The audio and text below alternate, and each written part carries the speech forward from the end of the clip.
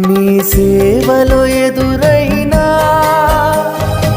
ఎన్నో సమస్యలలో నా బలమును చూచుకుని నిరాశ చెందితిని.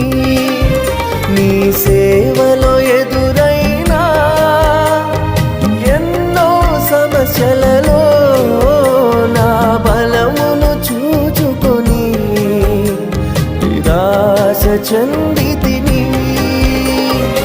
భారమైన ఈ సేవను ఇక చేయలేనని అనుకొనగా, భారమైన ఈ సేవను ఇక చేయలేనని అనుకొనగా, ప్రధాన యాజకుడా యేసు నీ అనుభవాలతో బలపరచితివి.